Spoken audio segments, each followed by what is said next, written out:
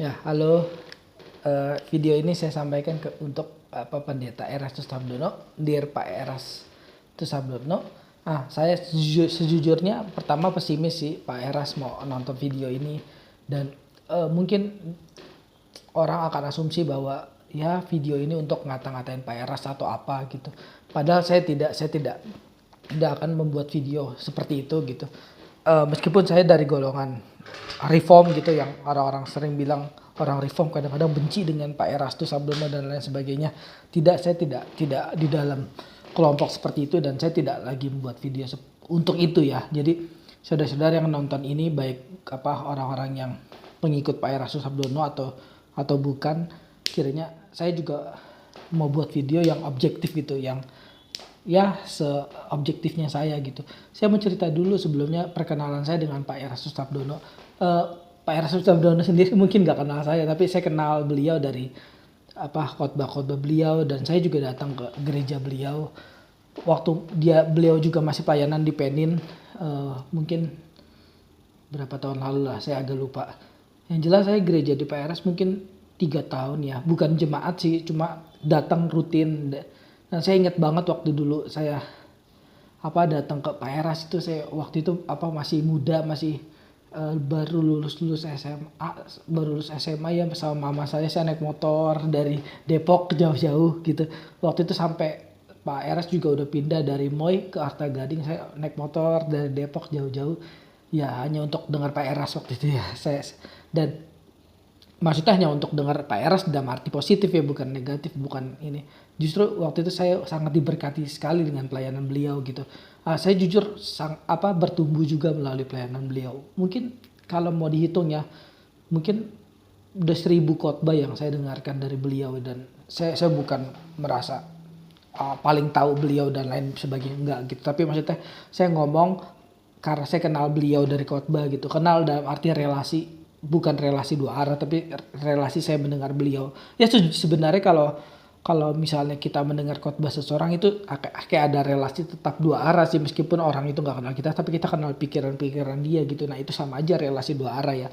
Nah, ini lebih baik, perkenalan seperti ini sebenarnya lebih baik daripada kita kenal-kenal doang, tahu gitu, cuma tahu-tahu doang tapi nggak suka pikirannya, nggak respect dengan ajarannya dan lain sebagainya. Itu ini ya, maksudnya model perkenalan zaman sekarang yang perkenalan dangkal gitu. Nah, kalau saya sendiri ini sih, maksudnya dengerin khotbah beliau gitu.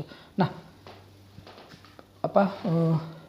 belakangan saya dengar Pak Eras dibahas mengenai Ayub ya, mengenai Ayub, yang Ayub itu punya ya dibilang istri kedua dan lain sebagainya. Sebenarnya ini topik yang nggak begitu penting, tapi saya sebenarnya mau ya, ini serba-serbi mengenai Pak Erastu Sabdono sih. Jadi sebenarnya udah lama banget gitu Pak Eras disesat-sesatin dan lain sebagainya. Nah, saya sebelum kasih tahu posisi saya ya, saya sendiri sempat pernah posting gitu, orang tuh sesat-sesatin Pak Eras gitu, dari ajaran yang benar-benar mayor gitu, mayor Kristus Tritunggal dan lain sebagainya, sampai yang minornya pun kayak gini loh, kayak gerak Pak Eras dikit aja orang tuh langsung komentari gitu. Nah, itu saya kadang-kadang juga aduh kok begini banget ya, dan sedihnya ini kadang-kadang itu teman-teman saya masalahnya. Teman-teman saya itu orang-orang reform yang juga sama kayak saya, bertumbuhnya ya melalui misalnya belajar dari Pak Budi Asali, belajar dari buku-buku reform gitu, yang sayangnya gitu agak disayangkan, dan mungkin juga saya dulu begitu gitu ya, gitu main dikit-dikit sesat. Nah, udah banyak banget gitu yang bahas ajaran Pak Eras. Saya nggak tahu ya Pak Eras sendiri nonton atau enggak, dan ini juga saya juga bukan nggak harap sih, saya juga pesimis sebenarnya Pak Eras akan nonton, dan kayaknya emang nggak mungkin Pak Eras nonton. Tapi suatu hari nanti atau ada pengikut Pak Eras yang dekat dengan Pak Eras bisa memberitahu beliau gitu mengenai video ini gitu. Nah, ini ya Pak Eras gitu, ada banyak orang yang kritik Pak Eras habis-habisan kayak gitu, dan ya saya baca gitu. Saya juga tahu ajaran Pak Eras. Misalnya saya kasih contoh ya, misalnya supaya Pak Eras juga tahu, yakin gitu, misalnya saya tahu ajaran Pak Eras. misalnya gitu, Pak Eras kan bilang Roh Kudus bukan pribadi. Ya karena pribadi itu apa? Pribadi itu punya pikiran, perasaan, kehendak gitu kan. Nah sebenarnya Pak Eras tuh benar di sini gitu, karena pribadi memang, maksudnya gini, benar dalam arti ini ya, benar tuh gini. Memang kalau Roh Kudus punya pikiran, perasaan, dan kehendak emang nggak punya, bukan nggak punya itu, maksudnya emang nggak semua, gini lah, pribadi itu maksudnya gini, saudara bisa tahu, ini saya ngomong bukan buat Pak Eras tapi ngomong buat orang-orang yang kritik Pak Eras. Justru saya gini, tapi saudara tolong dengerin detail ya. Maksudnya saya gini, orang pribadi itu memang siapa yang bilang adalah punya pikiran, perasaan pikiran, kehendak gitu. Nah kalau definisi kita pribadi adalah itu, ya yang benar Pak Eras, Roh Kudus emang ini memang tanda kutip memang bukan pribadi akhirnya gitu, kalau definisi pribadi adalah itu gitu. Tapi kan ini definisi pribadi bukan itu masalahnya gitu. Definisi pribadi paling basicnya banget bisa berelasi gitu. Nah Roh Kudus bisa berelasi nggak?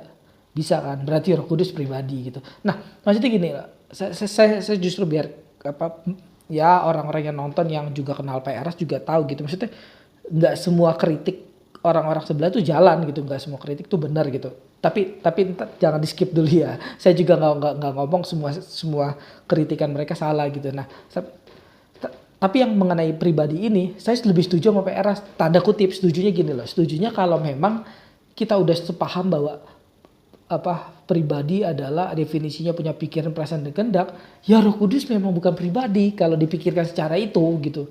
Tapi masalahnya Roh Kudus itu, masalahnya pribadi itu definisinya kan bukan itu gitu. Pribadi itu definisinya ya ini punya relasi gitu, bisa berelasi. Nah itu basic definisi pribadi, yaitu bisa berelasi. Dan Roh Kudus bisa berelasi nggak? Bisa. Berarti nah ini bagian saya tidak setuju dengan Pak Erastusnya, yaitu berarti Roh Kudus adalah pribadi Pak gitu, bukan pribadi gitu. Saya nggak tahu sih Pak Eras sudah berubah atau enggak. Semua orang kan bisa berubah ya. Kita nggak bisa hakimi orang tuh pakai cap toko gitu. Cap toko yang Pak Billy pernah ngomong kayak gini. Orang kalau bikin ubah cap toko berapa tahun sekali sih? 5 tahun tuh 10 tahun udah paling lama gitu. Nah, kita ngecap orang tuh berapa lama gitu. Maksudnya jangan seumur hidup lah gitu. Tuhan aja nggak ngecap kita seumur hidup ya. Coba saudara pikir ya, kalau Tuhan cap kita seumur hidup. Ini dia nih si Henry nih, dari tahun dulu nih masih begini terus. Tuhan tuh kayak nggak ngerubah pikiran dia, dalam arti nggak ngelihat kita lagi, nggak ngelihat perubahan kita lagi. Ya habislah kita saudara gitu. Kalau Tuhan cap kita seperti itu. Nah kalau kita jadi orang Kristen ya, kita jadi orang Kristen yang bertumbuh gitu. Saya juga bicara pada teman-teman saya yang mungkin ngejudge seorang terus habis-habisan gitu. Kalau kita jadi orang Kristen yang bertumbuh ya, kita harus ikutin Alkitab juga ya. Alkitab tuh mengatakan apa? Seperti saya juga nonton khotbah kemarin, namanya Pendeta Eko Arya. Dia bilang gini, kalau kita mau pakai penghakiman ya, kita pakai penghakiman Allah lah, bukan penghakiman manusia. Penghakiman Allah tuh apa sih? Maksudnya penghakiman Allah tuh ini, ada namanya penundaan. Nah itu penghakiman Allah. Penghakiman Allah kita sekarang belum dihakimin kan atas dosa-dosa kita yang buruk ini kan. Ya udah, kalau kita belum dihakimi atas dosa-dosa kita, ya kita jangan hakimi orang atas dosa-dosa orang lain itu secepat mungkin gitu loh. Saya nggak bilang ya nanti penghakiman Tuhan aja dan lain sebagainya. Enggak, kita tuh boleh menghakimi, kita boleh menjudge, kita tuh boleh menilai, kita boleh. Tapi maksudnya ada penundaan nggak gitu? Kasih orang lah, beri waktu orang gitu untuk berubah, untuk berpikir, untuk ya mau menerima gitu. Maksudnya jangan kita terus aja gitu.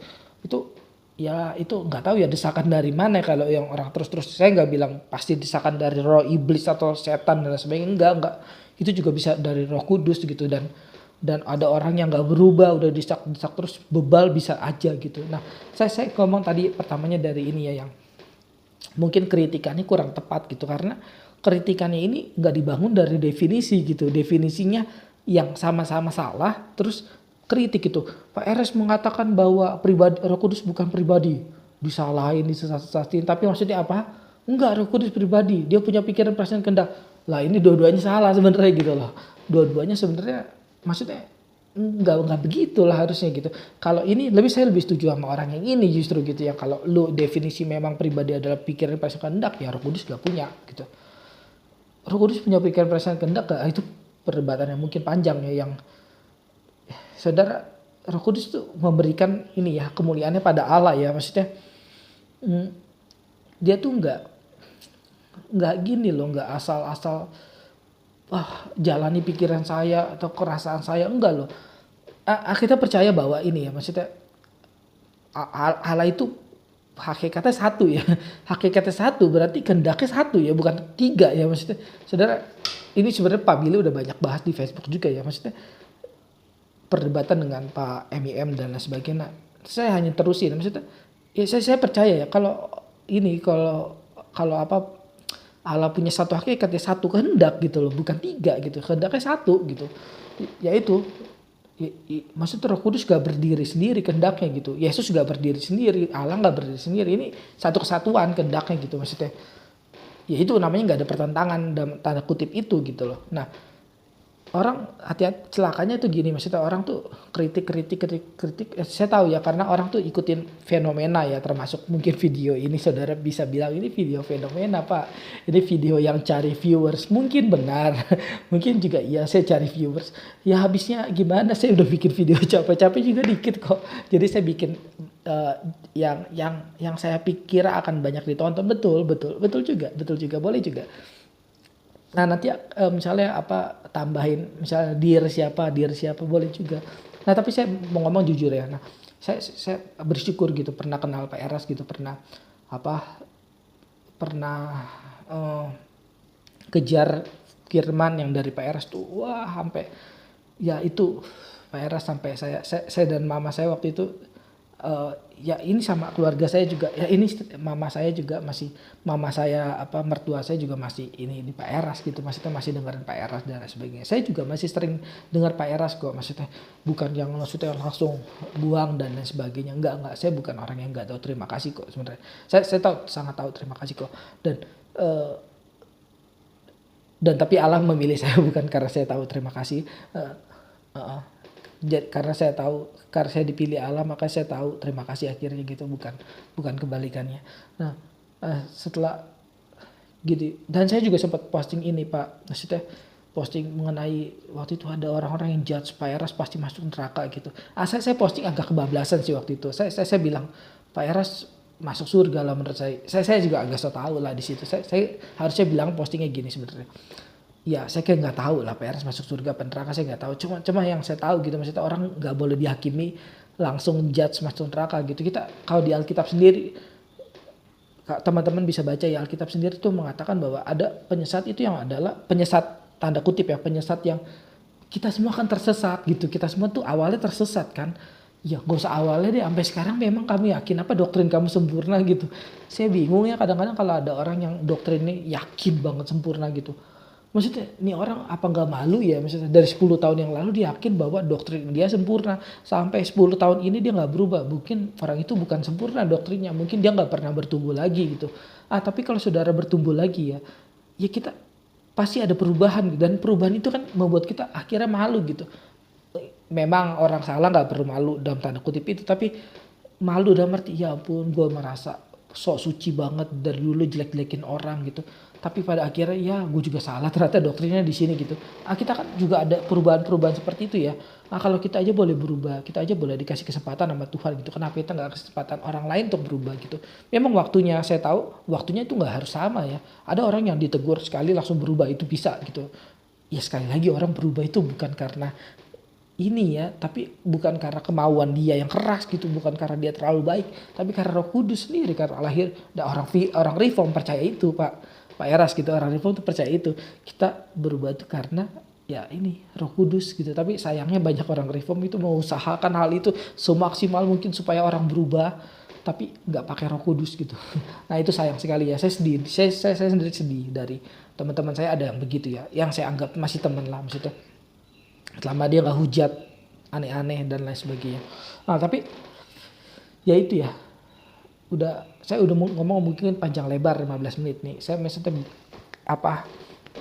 kasih tanggapan yang sangat inilah, maksudnya berterima kasih sama PR sudah bimbing saya selama ini, bimbing keluarga saya, dan ya sampai saya bisa kenal Tuhan gitu, maksudnya sampai saya bisa ya mengasihi Tuhan. Bahkan saya ingat banget tuh waktu Pak Eras selesai khotbah waktu hari Jumat malam ya, wah saya di motor tuh nangis gitu maksudnya. Wah, puji Tuhan gitu bisa kenal Pak Eras, bisa denger firman Pak ya seperti Pak Eras kayak gini. Dan ya waktu itu Pak Eras kan ini banget gencar mengenai kematian, hidup kudus dan lain sebagainya. Tapi ya maksudnya terlepas dari itu semua Pak Eras gitu ya, tapi ya kalau bisa gitu boleh ini bukan masukan lah, saya juga nggak bisa bilang ini masukan, karena kalau masukan itu kan biasanya dari orang yang atas ke yang tinggi ya. Kalau saya kan ya Pak Eras kan udah doktor gitu maksudnya ya, udah tinggi juga, udah ini bukan masukan lah, ini seperti apa ya, ini cerita saya aja lah Pak Eras, boleh terima boleh enggak gitu, boleh Pak Eras bisa inilah. Dan sekali lagi saya juga pesimis kan Pak Eras mau denger apa enggak. Nah ya kalau bisa gitu ya khotbahnya jangan itu lagi Pak Eras gitu, jangan tentang kematian lagi, hidup kudus lagi. Maksudnya itu bukan salah ya maksudnya, tapi jemaat itu kan harus juga belajar yang lain gitu, jemaat juga kan harus bertumbuh ke arah yang lain, bukan maksudnya ya khotbahnya ya misalnya mengenai kemakmuran salah gitu ya. Kalau kemakmuran salah memang betul kemakmuran salah, tapi kan PRS juga ada yang salah. PRS kan juga ada doktrin yang kita anggap kita ini anggap yang orang-orang reform ini yang belagu, emang PRS kadang-kadang belagu dan sering belagu, anggap bahwa PRS salah dan lain sebagainya. Apa itu PRS juga sudah pikirkan lagi, sudah cek Alkitabnya lagi. Maksudnya kalau PRS kan pasti PRS juga rendah hati ya, maksudnya ya coba belajar lagi gitu. Maksudnya kita tahu PRS doktor, justru karena kita tahu PRS doktor teologi, seharusnya kita mengharapkan PRS nggak begitu gitu. Maksudnya PRS ya doktrin kristologinya ya Yesus benar-benar ini manusia sejati dan Kristus sejati, bukan ketika di dunia ini dia kosong dan lain sebagainya. Doktrin-doktrin yang sebenarnya nggak ada di kekristenan zaman bapak-bapak gereja gitu, doktrin yang sebenarnya nggak ada gitu, nggak ya, bahkan bukan hanya nggak ada tapi udah dikatakan sesat gitu dan lain sebagainya. Coba Pak Eras pikirkan lagi gitu. Tapi Pak Eras misalnya merasa benar gitu, kalau Pak Eras merasa benar, justru kebalikannya Pak, harusnya Bapak yang menginjili kita gitu. Karena kalau bayangin kalau Pak Eras yang benar, berapa juta orang Kristen yang salah gitu. Kristenan reform ya lumayan banyak Pak gitu, lumayan banyak orang-orang yang belajar sekarang di sosmed tuh udah banyak banget Pak belajar reform gitu. Nah kalau misalnya Bapak justru merasa benar ya Bapak justru injilin kita gitu. Tapi kalau Bapak merasa ini bukan masalah soal merasa sih, ini masalah Alkitab tuh bicara apa ya maksudnya.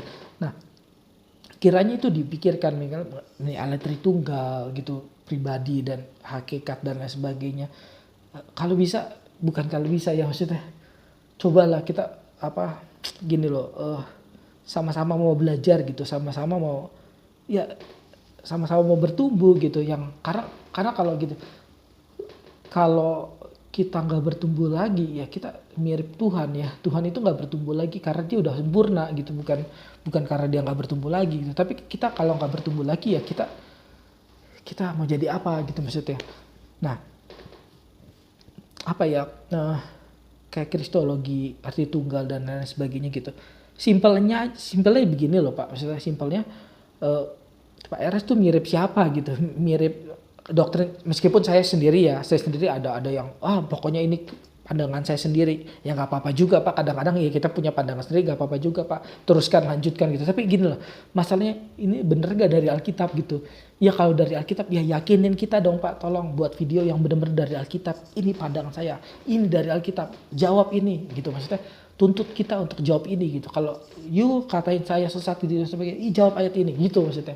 Nah itu saya maksudnya beri ketegasan gitu Pak, jangan maksudnya ketika dikritik malah menghindar ya, pakai alasan-alasan yang memang mungkin Pak Eras jujur gitu, mungkin misalnya bilang emang gak peduli. Emang kadang-kadang gak semua kritikan kita harus peduli sih, emang ada orang-orang kritik yang belajar aja gak bener tapi kritik gitu, itu gak usah dipedulin Pak, kayak gitu mah bener orang-orang kayak gitu gak usah dipedulin, betul banget, saya setuju. Tapi ada orang-orang yang sebenarnya belajar serius dan dia kritik Pak Eras, dia belajar serius juga buku Pak Eras loh gitu, jangan disuruh baca dulu 70 buku saya. Maksudnya Pak gitu, kita kan juga ada tulisan John Calvin Pak gitu. John Calvin tuh tebel banget loh Pak bukunya gitu. Masa kalau kita harus baca seluruh buku John Calvin gitu, maksudnya kita nggak bisa kritik Calvin sampai kita mati dong gitu maksudnya. Nah itu kan kalimat yang gak fair Pak menurut saya gitu. Saya sendiri Pak, maksudnya kalau Bapak nggak mungkin kenal saya. Pokoknya tapi saya sendiri ada 88 ebook Pak. Tapi kalau ada orang koreksi saya, ya saya nggak suruh orang baca dulu 88 ebook saya gitu baru ngomong sama saya gitu. Waduh, kalau kayak gitu kan maksudnya jadi nggak jalan ya Pak. Kalau gitu itu maksudnya itu kalau kayak gitu ya maksudnya yang paling kasihan ya kita sendiri gitu. Karena kalau kita Tuhan gimana kah semua ini gitu. Misalnya kita pertanyakan keadilan Tuhan, gimana Tuhan kok ada pandemi dan lain sebagainya, kenapa Tuhan itu nggak adil? Tuhan bukan jawab, tapi Tuhan bilang gini, lu protes gua katanya, kata Tuhan misalnya ini contoh aja Pak, lu protes gua, lu kata Tuhan, lu udah baca belum seluruh Alkitab gua, seluruh pikiran gua. Waduh kalau kayak gitu kan repot banget Pak gitu maksudnya. Nah coba tolong apa ya, nah ini bukan hanya untuk ini bukan hanya ini sih untuk Pak Erastus, tapi yang saya tadi pesimis jadi maksudnya ini untuk orang-orang yang mengikuti Pak Erastus gitu, mengikuti Pak Erastus dia. Dan saya maksudnya ini ya maksudnya saya sopan, saya kasih sopan gitu, saya nggak menghina deh. Dan sekali lagi saya 15 menit pertama tadi saya bilang dan jujur ya mengatakan respect banget gitu dengan khotbah-khotbah Pak Eras yang mengubahkan saya waktu muda gitu maksudnya. Dan ya itu waktu itu saya juga saya mau menyerahkan diri ya karena Pak Eras juga gitu salah satunya gitu. Orang-orang yang ini kalau saya sekarang kan maksudnya sekarang kan saya dapat banyak input dari Pak Billy Kristanto misalnya. Nah, tapi Pak Eras pernah memberkati saya gitu dan ya ini tapi saya ada kritikan. Ya kritikan boleh juga deh Pak dibilang kritikan atau apa. Bebas lah itu namanya apa. Tapi maksudnya ya ada teman-teman saya yang ya misalnya kayak Pak Budi Asali, Pak MEM, Pak Esra, itu ada kritik Pak Eras juga. Mungkin mereka kasar ya Pak gitu. Tapi yang mereka kasar ini mungkin gitu. Mungkin ada benernya gitu Pak. Coba bisa dilajarin lagi nggak Pak gitu maksudnya. Kok gini loh Pak, prinsipnya gini loh. Kita kan saling bertumbuh, kita saling mau mempengaruhi, kita juga sama-sama kalau Bapak masih percaya ya, sama-sama anak Tuhan gitu. Kalau Bapak masih percaya kita adalah anak Tuhan juga gitu. Ya kalau mau kita bisa sharing, bisa saling ini mengingatkan gitu. Maksudnya orang mah berubah nggak jadi soal, orang berubah nggak jadi soal. Kita pun berubah, di reform pun nggak ada yang settle gitu. Doktrinnya begini, waduh. Saya nggak bilang maksudnya apa pengakuan bapak-bapak gereja jadi nggak penting, bukan, itu penting gitu. Tapi maksudnya itu sendiri harus kita reformasi, direformasi Tuhan tepatnya gitu. Melalui pembacaan Alkitab yang terus memperdalam pengertian itu gitu. Misalnya kayak Yesus adalah Tuhan. Yesus adalah Tuhan apa maksudnya gitu. Semua orang juga bisa bilang saya percaya Yesus adalah Tuhan gitu. Tapi percayanya seperti apa? Yang seperti Pers juga sering ngomong kok. Orang percaya Yesus adalah Tuhan, Yesus adalah Tuhan. Ya ini melakukan kehendak Bapa di surga dan lain sebagainya. Nah itu kan eksplorasi dari Alkitab gitu yang kita harapkan, kita sama-sama harapkan semua dari kita gitu. Ya kita saling mengingatkan dan lain sebagainya. Nah ini coba gitu. Ini di Facebook sendiri ada grup ini loh, maksudnya membedah ajaran Erastus Sabdono gitu. Nah, mereka itu pakai buku-buku Pak. Mereka itu pakai buku Bapak. Mereka bukan bikin baca dari majalah Bobo terus mereka iniin gitu, mereka ngomongin, enggak Pak, mereka tuh beneran baca buku Bapak, meski betul bacanya 1 buku atau 2 buku atau 3 buku atau 4 buku atau ya belum 70 buku Pak, belum. Nah karena mereka baca sebelum 70 buku gitu, bukan berarti mereka nggak punya hak untuk koreksi Pak gitu. Kita kan juga bisa baca ya dari orang gitu 1 buku dan kita tahu gitu, oh ini kayak jalan pikirnya ke sini deh gitu.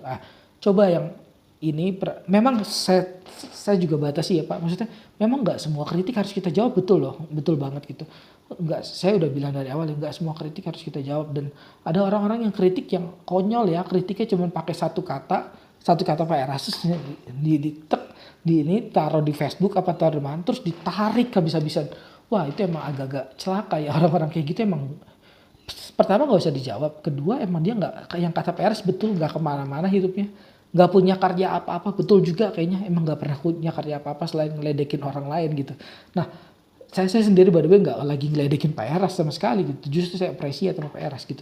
Tapi saya ada sindir-sindiran dikit gitu Pak, supaya ya kita sama-sama inilah Pak, maksudnya saya sendiri sampai sekarang masih belajar, jujur aja sampai masih belajar Pak. Dan saya lihat ya maksudnya pendeta yang saya pendeta-pendeta yang saya ini lihat, oh dia udah doktor teologi juga pak, bahkan dia postdoktoral pak, bukan doktor, dia postdoktoral. Jadi maksudnya postdoktoral itu habis doktor dia kuliah lagi kan, postdoktoral setelah dokter pak. Jadinya kalau bapak kan kuliah sampai dokter, dia setelah dokter, jadi maksudnya dia kuliah lagi setelah lulus dokter, dan dia tetap belajar gitu. Maksudnya dia nggak pakai kata-kata yang tadi pak gitu, kata-kata orang yang harus berapa dulu baca buku mereka, enggak gitu maksudnya.